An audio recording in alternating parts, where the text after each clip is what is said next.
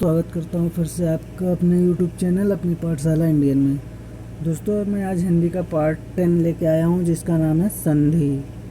आज हम संधि के बारे में बात करेंगे। दोस्तों संधि क्या होती है, आइए जानते हैं संधि क्या होती है। संधि का मतलब होता है दोस्तों क्या, मेल या जोड़। ठीक है, ये जो संधि शब्द है इसका मतलब क्या होता है, इसका मतलब होता है मेल या जोड़। ठीक है, जोड़। ओके, यानी कि शब्दों का जो जोड़ होता है उसे हम क्या बोलते हैं, संधि। जैसे यहाँ बोला गया कि दो समीपवर्ती वर्णों के परस्पर मेल से, क्या है कि दो समीपवर्ती वर्णों के परस्पर मेल से जो विकार उत्पन्न होता है, विकार मीन्स होता है परिवर्तन, जो परिवर्तन उत्पन्न होता है उसे ही हम क्या कहते हैं, संधि कहते हैं। ठीक है, अब संधि के कितने प्रकार होते हैं, संधि के कितने प्रकार होते हैं, संधि के 3 प्रकार होते हैं दोस्तों। कितने, 3 प्रकार होते हैं। ठीक है, संधि के 3 प्रकार होते हैं। पहला क्या होता है, संधि का जो पहला होता है वो होता है स्वर संधि। क्या होता है, स्वर संधि। ठीक है, और जो दूसरा होता है वो होता है व्यंजन संधि।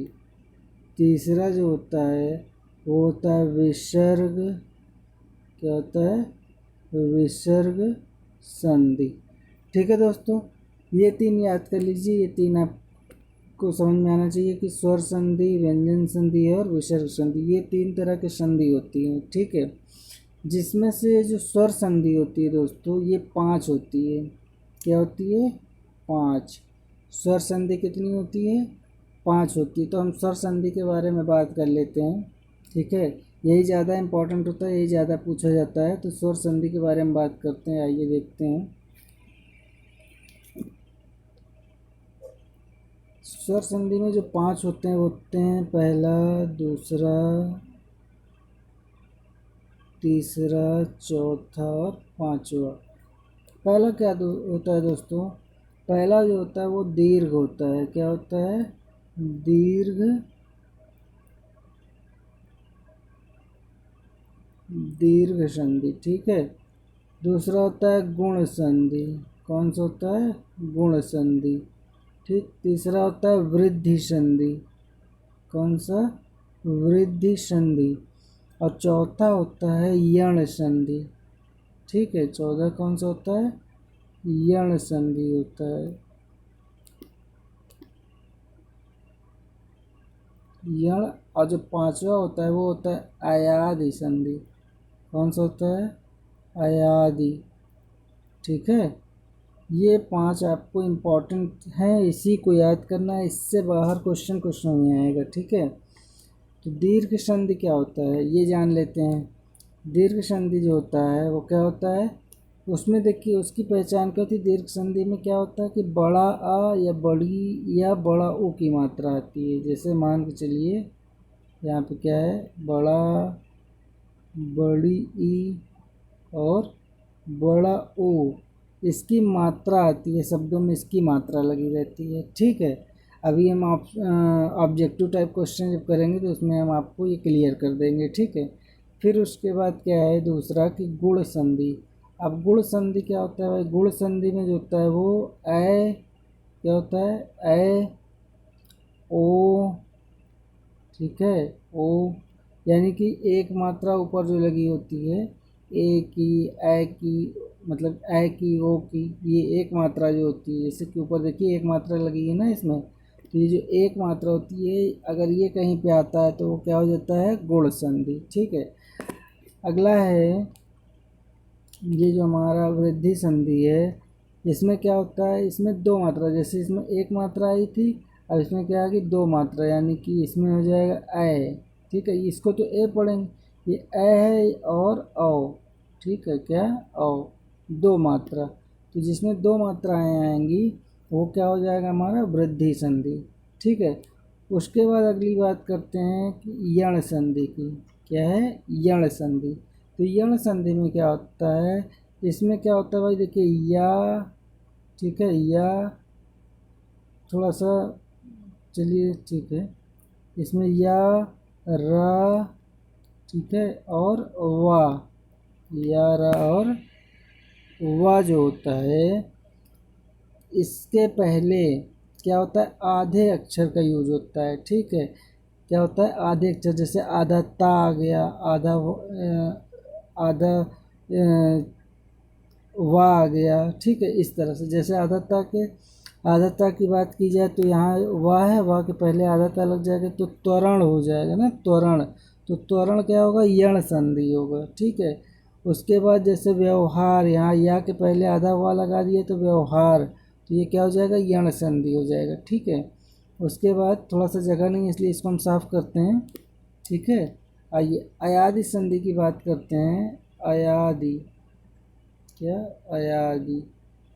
तो जो अयादि संधि होता है दोस्तों, इसमें क्या होता है, अयादि संधि में जैसे कि अय, क्या होता है, अय, अय शब्द होता है, अय प्रत्यय भी हो सकता है, ठीक, आय हो सकता है, ठीक है, अब होता है, ठीक है, यानी अय, आय, अब, आव, ठीक है, आव, आप नहीं दोस्तों, आओ, ठीक।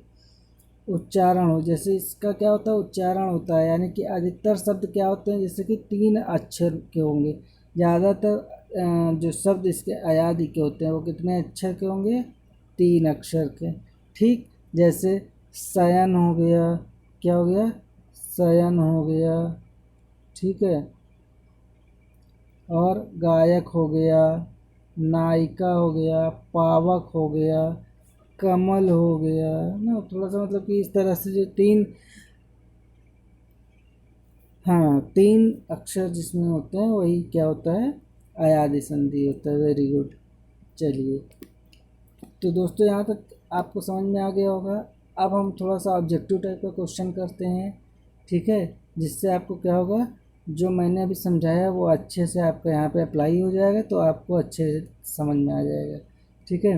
दोस्तों मैं ये कहना चाहता हूँ कि अगर आप मेरे चैनल पे नए हैं तो मेरे चैनल को लाइक सब्सक्राइब करिए और अपने दोस्तों में शेयर करिए, जिससे वो भी आगे पढ़ सकें।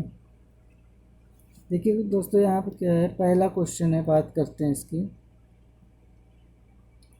पहला क्वेश्चन यहाँ पे देखिए बात कर रहा है कि तत्लीन, क्या बात कर रहा है, तल्लीन, ठीक है। यहाँ क्या बात कर रहा है, तल्लीन, थोड़ा बड़ा कर लेते हैं। चलिए, यहाँ पे क्या बात कर रहा है, तल्लीन। अब कह रहा है तल्लीन शब्द का संधि विच्छेद क्या होगा। अब इसका देखिए संधि विच्छेद पूछा। संधि विच्छेद का मतलब होता है कि जो शब्द हैं उसको समान तरीके से अलग करना, यानी उसमें विच्छेद करना। तो ऐसा क्या हम विच्छेद कर सकते हैं, तो भाई जो तल्लीन होता है तो ये किससे बना है, तत् धन लीन से बना है। क्या है, इसको बोलिए तत्लीन, ठीक। भाई तत्लीन करके क्या बन जाएगा, तल्लीन बन जाएगा, ठीक है। तो इसका आंसर, राइट आंसर होगा आपका ये ऑप्शन नंबर डी, ठीक है, तत्लीन। ओके। नेक्स्ट है कि सदैव शब्द में कौन सी संधि है। अब देखिए दोस्तों यहाँ पे ध्यान दीजिए, यहाँ पे क्या आया है, 2 मात्रा आई है ना। कितनी मात्रा आई है, 2 मात्रा आई है।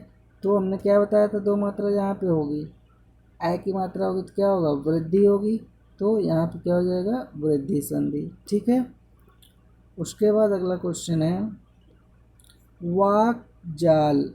अब वाक जाल आया है तो इसका संधि विच्छेद क्या होगा। देखिए वाक जाल जो होता है वो क से संबंधित होता है। ये जो वाग है ये वाक हो जाएगा, क्या हो जाएगा, वाक।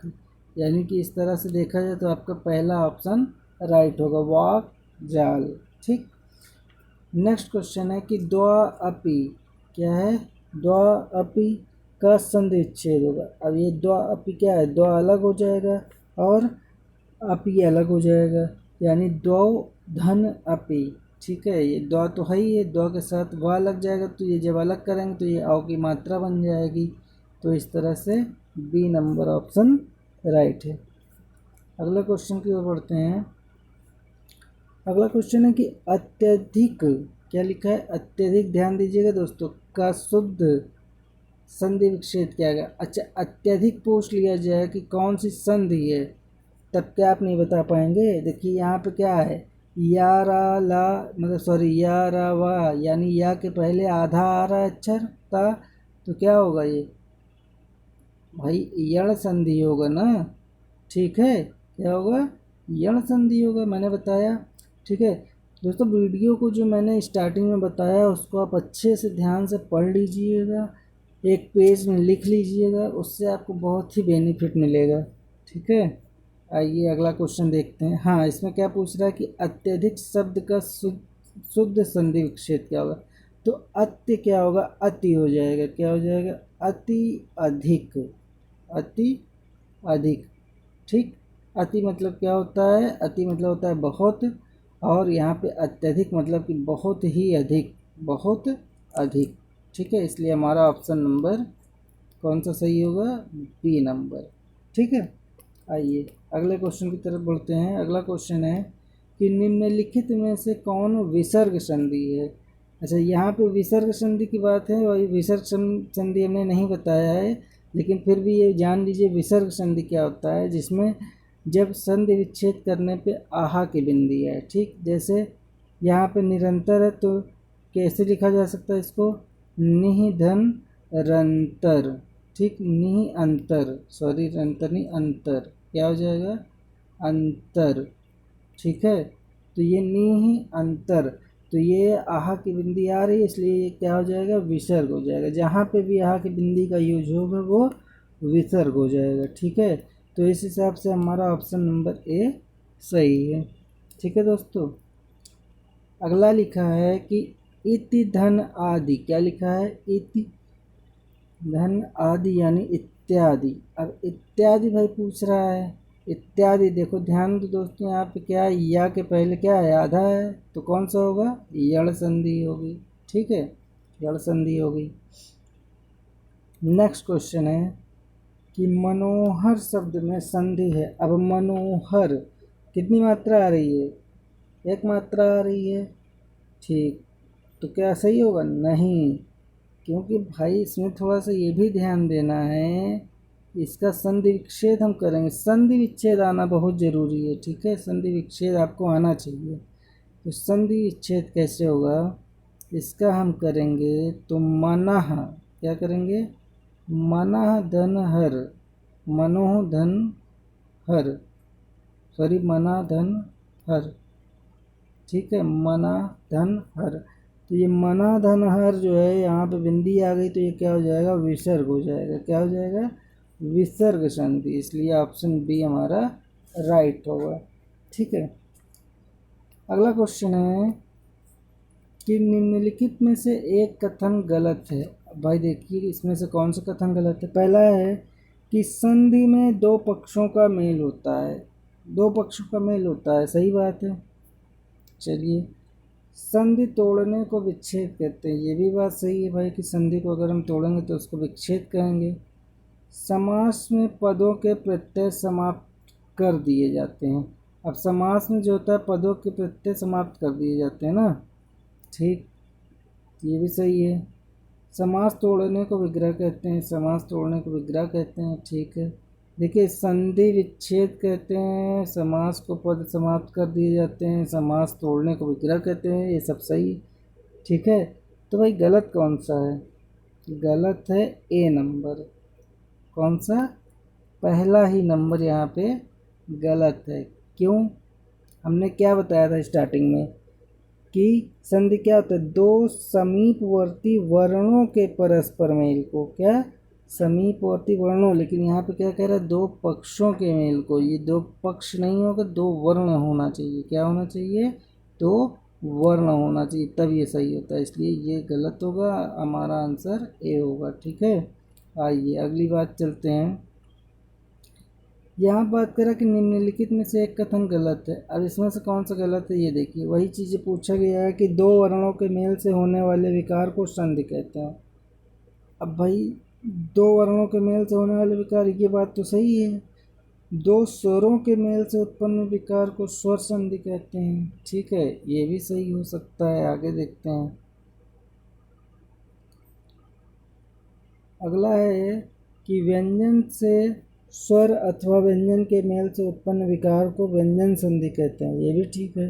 विसर्ग के साथ विसर्ग के मेल से उत्पन्न विकार को विसर्ग संधि कहते हैं। नहीं भाई, जब विसर्ग के साथ विसर्ग आ जाएगा तब कहाँ से हो पाएगा ये, तब विसर्ग नहीं होगा। ठीक है, तो इसलिए हमारा ऑप्शन राइट हो जाएगा। नेक्स्ट क्वेश्चन है, पुरस्कार में कौन सी संधि है? पुरस्कार, अब भाई पुरस्कार में कौन सी संधि है? पुह धन पुरह धनकार। ठीक है, पुरह धन सकार कार, ये भी बन सकता है। ठीक है, तो यहाँ पे क्या आ रहा है हमारा? विसर्ग आ रहा है ना। तो जहाँ पे भी ध्यान दीजिएगा, अगर सीधा सीधा दो पॉइंट लगा रहेगा तो भी विसर्ग संधि होगा, और नहीं तो फिर उसका संधि विच्छेद करने पर अगर दो पॉइंट आते हैं तो वो भी विसर्ग संधि होगा। ठीक है, अगला है कि निम्नलिखित में से कौन सा व्यंजन संधि का उदाहरण है? व्यंजन संधि का उदाहरण कौन सा है? सत आचार यानी सदाचार। क्या होगा? सदाचार। ठीक है, अगला है मृत्यु उपरांत में संधि करने से एक शब्द निर्मित होगा। अब मृत्यु उपरांत क्या होगा? मृत्यु उपरांत, तो कौन सा बनेगा? मृत्यु उपरांत, यही वाला बनेगा। ठीक है, ओके। अगला क्वेश्चन है दोस्तों कि अनधिकृत शब्द का संधि विग्रह होगा। अनधिकृत, तो सिंपल सा यही बन रहा है। अनधिकृत क्या बन रहा है? अनधिकृत।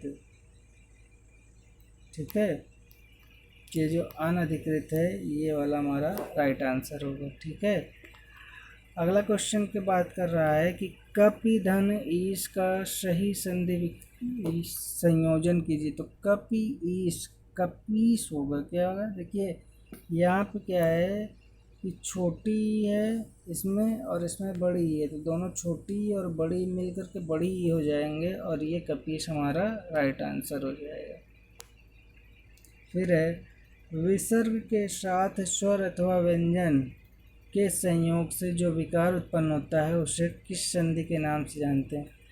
अब भाई विसर्ग, यहाँ पे देखिए क्या बता रहा है, विसर्ग और स्वर। ठीक है, वहाँ विसर्ग और विसर्ग बोला था इसलिए वो गलत हो गया, लेकिन ये विसर्ग और स्वर बोलेगा तो ये क्या बन जाएगा? विसर्ग संधि ही बनेगा। ठीक है, अगला क्वेश्चन है कि परोपकार शब्द का संधि विच्छेद होगा। परोपकार शब्द का संधि विच्छेद क्या होगा? पर धन उपकार होगा। क्या होगा? पर धन उपकार। कौन सा है इसमें? डी वाला है, कैसा है? ठीक, डी वाला ऑप्शन हमारा सही है, पर धन उपकार। अगले क्वेश्चन की ओर बढ़ते हैं दोस्तों कि मनः धन रमा। क्या है? मनः धन रमा में संधि करने से जो शब्द बनेगा उसका संबंध किस संधि से होगा? भाई इसमें किस संधि से होगा बताइए? दो बिंदी लगी है तो क्या हो जाएगा? विसर्ग संधि होगा कि नहीं होगा? ठीक, तो विसर्ग संधि हो गया। ओके दोस्तों, आज तक के लिए बस इतना ही। उम्मीद है आप लोगों को वीडियो पसंद आई होगी।